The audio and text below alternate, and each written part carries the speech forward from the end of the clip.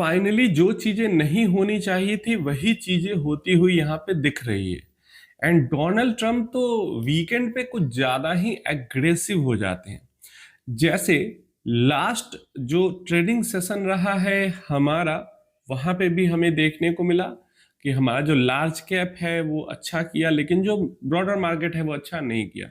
Large में सिर्फ giant companies ने अच्छा किया, जो निफ्टी 50 कंपनीज, जहां पे नंबर्स अच्छे देखने को मिले, रिजल्ट्स अच्छे आए। एंड डेफिनेटली जो हमारा डोमेस्टिक चल रहा है मार्केट वो बढ़िया चल रहा है, वहां पे मतलब मार्केट कहने का मतलब जो कंपनीज के हालात चल रहे हैं वो ठीक चल रहे हैं। लेकिन जो जियो पॉलिटिकल टेंशन के कारण जो फॉरेन प्रेशर है हमारे मार्केट के ऊपर वो काफी ज्यादा अभी भी एग्रेसिव बना हुआ है।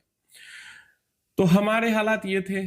बाकी एशिया के हालात देख ही रहे हैं, सेमीकंडक्टर के इशू के कारण जो ये ताइवान, कोरिया, जापान सब भयंकर तरीके से पिट रहे हैं, चाइना भी भयंकर तरीके से पिट रहा है। इसके अलावा अमेरिका की बात करते हैं, लास्ट ट्रेडिंग सेशन में फिर से अमेरिका के अंदर में S&P 500, नेस्डेक सब एक एक 1.5%, 1.25% तक टूटते पिटते हुए दिखे। तो ग्लोबल जो बाजार है वो तो बिल्कुल पॉजिटिव नहीं है, ग्लोबल बाजार के संकेत तो बिल्कुल खराब है ही है। लेकिन अभी जो हो गया है ईरान के ऊपर, अमेरिका ने जो अटैक किया है और ईरान ने जो जवाब दिए हैं वो बहुत ज्यादा यहाँ पे खतरनाक हो गए हैं। लेटेस्ट मतलब पिछले 6-7 दिनों से लगातार जो स्ट्राइक है वो अमेरिका ईरान पे कर ही रहा है, और लेटेस्ट स्ट्राइक में सिविलियन इंफ्रास्ट्रक्चर इंक्लूड हो गया है। यस, पहले तो ऊपर ऊपर खबर आई कि सिविलियन, मैंने अपडेट भी दिया था कि सिविलियन इंफ्रास्ट्रक्चर पे कर रहा है, लेकिन अभी तो ईरान अपनी तरफ से पूरा कह रहा है कि सिविलियन इंफ्रास्ट्रक्चर पे अमेरिका ने स्ट्राइक किया है। जैसे कि जो ब्रिज है, जो पुल है, इसके अलावा जो रेलवे स्टेशन है ना, रोड वगैरह है, सब डिस्ट्रॉय हो रहा है। ट्रेन है, ये सब अमेरिका के स्ट्राइक में डिस्ट्रॉय हो रहा है, और फोटोज भी इसके आउट हो रहे हैं। हालांकि अमेरिका इस चीज से मना कर रहा है कि हमारे अटैक से वो डिस्ट्रक्शन नहीं हो रहा है, हमने सिविलियन इंफ्रास्ट्रक्चर पे अटैक नहीं किया है। तो अब सच्चाई कैसे पता चलेगी? आगे चल के पता चलेगी। अभी के लिए ईरान अपनी तरफ से कह रहा है कि हमारे यहाँ के ब्रिज, रेलवे स्टेशन, स्कूल, इन सब जगह पे लोगों के घरों पे अटैक हो रहा है ईरान के तरफ, अमेरिका की तरफ से, और अमेरिका इस चीज को नकार रहा है। इससे आगे बढ़ते हैं तो केसम आइलैंड, जो कि एक बहुत ही इंपॉर्टेंट स्ट्रेटेजिक लोकेशन है, स्ट्रेट ऑफ हॉर्मुज के पास का ही आइलैंड है ईरान का, और वहां पे जो मिलिट्री वाले जो फंक्शन होते हैं, IRGC का ठिकाना वहां पे है, और नेवी का भी है। तो ईरान का बहुत इंपॉर्टेंट लोकेशन है, वहां पे धड़ाधड़ धड़ाधड़ अमेरिका ने स्ट्राइक किए, लगातार लगातार स्ट्राइक किए, पूरा धुआं धुआं कर दिया वहां पे।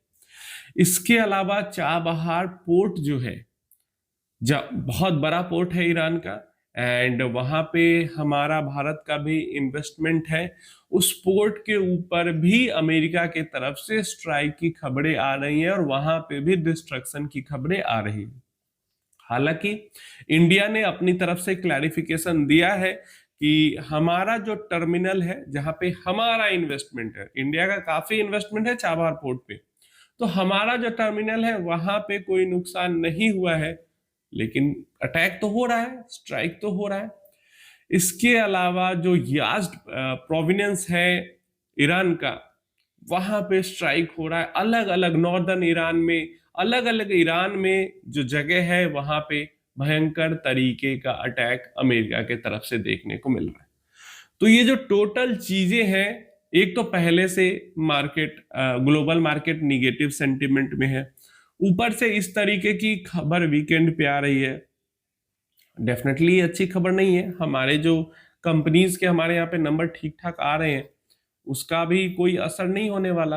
और खासकर मंडे को तो मार्केट खराब रहने का ये भी कारण है कि ये 2-2.5 दिन की जो न्यूज है इकट्ठा हो जाती है, और उसके कारण जो ओपनिंग है वो बहुत खराब होती है। नीचे मतलब शाम होते होते रिकवर हो जाए, लेकिन ओपनिंग बहुत खराब होती है। तो ये भयंकर तरीके का अटैक हो रहा है ईरान के ऊपर। अब ईरान ने भी अपनी तरफ से कुछ बातें कही हैं जो कि बहुत इंपॉर्टेंट है सुनना। सबसे पहली बात तो यह है, ईरान ने जो हुतीज हैं, जो कि यमन में काफी ज्यादा कंट्रोल है हुतीज का, और वो भी ईरान का एक तरीके से प्रॉक्सी फाइट करने के लिए बनाया गया एक ग्रुप है। तो वो रेड सी के आसपास काफी ज्यादा कंट्रोल रखते हैं। जैसे स्ट्रेट ऑफ हॉर्मुज इंपॉर्टेंट है, वैसे ही रेड सी इंपॉर्टेंट है।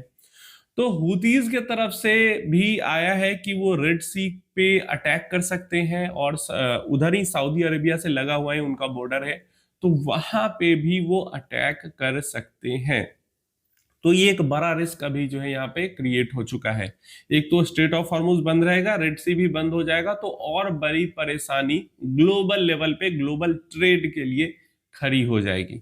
तो एक तो ये बहुत ही बड़ी परेशानी है, भले ही दिखे या ना दिखे, लेकिन ये बहुत बड़ी परेशानी है। अगर रेड सी के अंदर मतलब उसको क्लोज करने को न बोले, वहां पे शिप पे अटैक भी होने लगे, पायरेट शिप पे अटैक करें, पायरेट शिप लूटने लगे बहुत ज्यादा, तो बहुत ज्यादा परेशानी हो जाएगी। और पायरेट्स कहने का मतलब भाई वही है पीछे से। तो एक तो ये परेशानी है।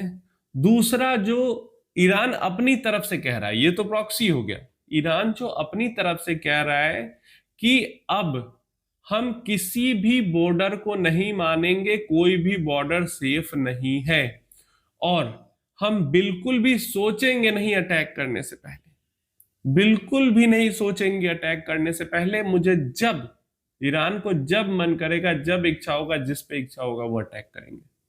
सीधा सीधा ऐसा स्टेटमेंट ईरान की तरफ से आ रहा है।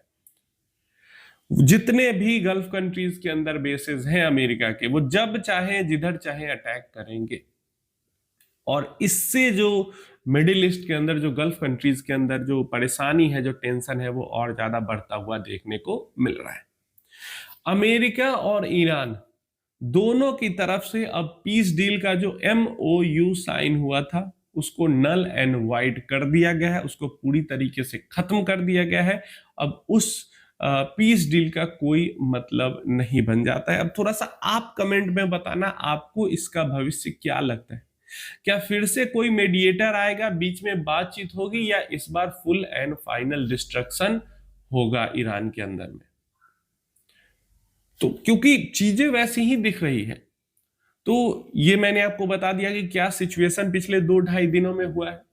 अब हमारे ऊपर इसका क्या असर होने वाला है, तो लॉन्ग टर्म में तो नहीं, लेकिन शॉर्ट टर्म में हमारे ऊपर हमें सबसे पहली चीज यही ट्रैक करनी है कि क्या मंडे को मार्केट खुलते खुलते ऑयल के अंदर स्पाइक आता है। क्योंकि इतना सारा टेंशन होने के बाद भी तेल के दाम नहीं बढ़ रहे हैं। जिस तरीके का टेंशन ईरान और अमेरिका का चल रहा है, अभी तो ऑलरेडी 100 प्लस चला जाना चाहिए था तेल के दाम को, और 100 प्लस अगर तेल का दाम चला जाता तो हमारा मार्केट यहां से, खासकर small cap segment, mid cap segment, 20% नीचे चला जाता। लेकिन तेल के दाम नहीं बढ़े।